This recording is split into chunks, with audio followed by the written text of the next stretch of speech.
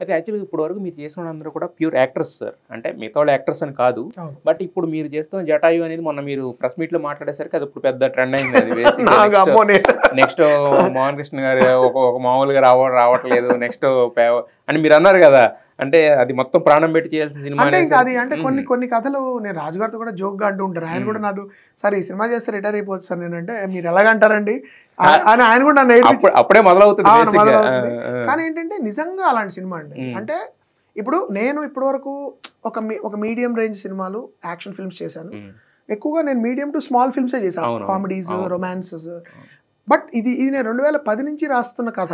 అంటే ఇది ఎలా ఉంటుందంటే లైఫ్ లో ఒక స్పాన్ అలా పెరుగుతూ ఈ కథ అమ్మో ఇది అంటే నేను ఎవరికి పిచ్ చేయడానికి కూడా భయపడ్డా. ఎందుకంటే ఇది మనం చేయలేము, రిసోర్సెస్ ఉండవు, ప్లస్ నన్ను నమ్మాలి, ఈ రకరకాల ఆస్పెక్ట్స్ ఉన్నాయి కాబట్టి నేను అప్పటి నుంచి పిచ్ చేయాలి. 2022లో రాజుగారు విని కథ ఆల్రెడీ మేము చేస్తున్నాం కాబట్టి ఆయన లేదు నేనే చేస్తాను ఈ ఫిల్మ్ అని చెప్పి ఆయన నన్ను మీరు అప్పుడు నేను వేరే సినిమా అమ్మాయి గురించి మీకు చెప్తున్నాను, మీకు చెప్పాలి చేస్తున్నాను, అది అవ్వగానే మీరు వచ్చేసేయండి మనం స్టార్ట్ చేస్తున్నాం అని చెప్పి 2022లో స్టార్ట్ అయిపోయింది.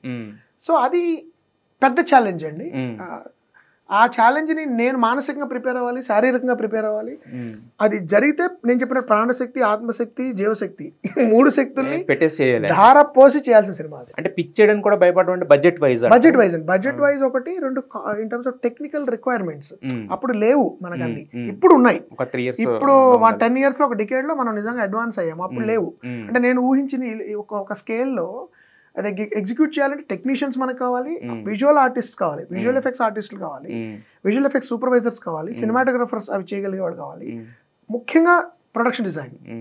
ఇవన్నీ ఇప్పుడు మనం చాలా కాన్ఫిడెంట్ గా ఇప్పుడు మనం చెప్పొచ్చు చేయగలిగే వాళ్ళు ఉన్నారని. Yes sir. ఇప్పుడు నేను ఇంతకుముందు నా క్వశ్చన్ ఏంటంటే ఇప్పటి వరకు మీరు అందరూ యాక్టర్స్తో చేశారు, అంటే ఇప్పుడు నాని వీళ్ళందరూ కావచ్చు, తర్వాత వాళ్ళతో చేసినా కూడా వాళ్ళందరూ మీకు ఇనిషియల్ డేస్లో తెలుసు కాబట్టి వాళ్ళు మోల్డ్ చేసుకుని చేశారు. బట్ ఇప్పుడు మీరు ప్రభాస్ అని మాట వినపడుతుంది, దీనికి అల్లు అర్జున్ రకరకాల మాటలు వినపడుతున్నాయి. ఖచ్చితంగా సూపర్ హీరో అయితే కావాలి కదా, ఒక స్టార్ తో అయితే చేయాలి. వీళ్ళెవరు కాదు, ఎందుకంటే అవన్నీ పుకార్లు అట్లా వచ్చాయి బయటికి. So that is none of them. But it's నాకు లీప్ అండి. అంటే రాజుగారికి కూడా లీపే అది. అంటే రాజుగారు ఒక టైప్ ఆఫ్ సినిమాల నుంచి ఆయన వేరే జోన్ ఇది ఆయనకి నాకు కూడా.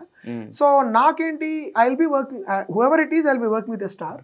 అండ్ స్కేల్ పరంగా కానీ, టెక్నాలజీ పరంగా కానీ, టెక్నిక్ పరంగా కానీ, అంటే నేను నిజంగా ఏదైతే ఫారిన్ యూనివర్సిటీలో నేర్చుకున్నానో అది దానిలో ఇప్పటివరకు నేను అనుకున్న సినిమాల్లో 20% కూడా తీయాల. ఎందుకంటే నాకు అవకాశం లేదు. నా ప్లాన్ ఏమిటి, ముందు నేను నా ప్రేక్షకులకి దగ్గర అవ్వాలి, నా ప్రేక్షకులతో కాన్వర్సేషన్ స్టార్ట్ అవ్వాలి. నేనేదో యూరోపియన్ ఇన్ఫ్లుయెన్స్ తో సినిమాలు తీయడం మొదలెడితే గ్రహణంలాగా మొత్తం తీస్తే నన్ను కలికిలో లేకుండా పోతాము. ముందర నా ఆడియన్స్ తో నేను ఎంతవరకు మాట్లాడగలను, వాళ్ళకి కావాల్సింది ఇస్తూ నేను చెప్పగలిగింది ఎంత చెప్పగలుగుతాను అనే దానికి ఒక 20 ఏళ్ళు పట్టింది. కాబట్టి ఇప్పుడు నేనేం చేయగలగాలంటే స్కేల్ పెంచి నేను ఏదైతే నిజంగా టెక్నికల్ గా నేర్చుకొచ్చానో నా ఎస్థెటిక్ ని ఒక అంతర్జాతీయ స్థాయికి తీసుకెళ్లగలిగే ఒక మన నిజమైన రూటెడ్ మన మిథాలజీ నుంచి ఎటువంటి హాలీవుడ్ ఇన్ఫ్లుయెన్స్లు, యూరోపియన్ ఇన్ఫ్లుయెన్స్లు లేకుండా మన లోకల్ ట్రెడిషన్ నుంచి పుట్టిన ఒక యాక్షన్ అడ్వెంచర్ క్రియేట్ చేయగలనా అనేది ఇప్పుడు నాకు ఛాలెంజ్. దానికి సంబంధించిన టెక్నాలజికల్ అడ్వాన్స్మెంట్స్ వచ్చాయి, అవైలబుల్ ఫెసిలిటీస్ ఉన్నాయి, మనం చెప్తే ఎగ్జిక్యూట్ చేయగలిగే టెక్నీషియన్స్ ఉన్నారు, నేను చెప్పగలగాలి, అది నాకు ఆ కాన్ఫిడెన్స్ నాకు ఉంది. అందుకే వాళ్ళు కూడా వచ్చారు ఇప్పుడు.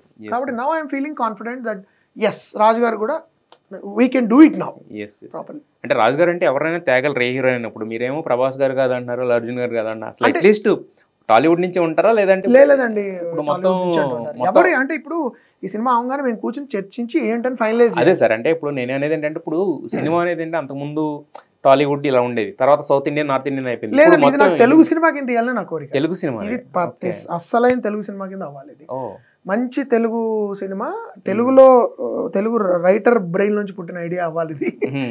నేను తెలుగు వాడిని కాబట్టి ఒక తెలుగు దర్శకుడుగా నాకు తీయాలి సినిమా. ఎందుకంటే ఇట్లాంటి మన పౌరాణికాలు తెలుగు వాళ్ళే అన్వేషణ చేయండి. మీకు భారతదేశంలో ఇది పౌరాణికం కాదు, బట్ పౌరాణిక టచ్, మిథలాజికల్ టచ్ ఉండాలన్నా, ఒథెంటిక్ మిథలాజికల్ టచ్ ఉండాలన్నా మన తెలుగు వాళ్ళని మించి ఎవరు తీలే ఇప్పటివరకు సినిమాలు. మీకు మన మాయాబజార్లు తీసుకున్నా ఎన్ని మనం తీసిన పౌరాణికాలు, జానపదాలు నాకు తెలిసి భారతదేశంలో ఇంకే భాషలో లేవు. సో అందుకని ఇది మంచి మన తెలుగు సినిమా, సిసలైన తెలుగు. అఫ్ కోర్స్ తర్వాత వేరే భాషలోకి ట్రాన్స్లేట్ అవ్వచ్చు, డబ్ అవ్వచ్చు, but it should be Telugu film. Okay, not pan India. అంటే నేను అనేది I don't believe in pan India film అండి. తీసిన తర్వాత అది పాన్ ఇండియా అవుతుంది, బట్ పాన్ ఇండియా స్టోరీ ఇది.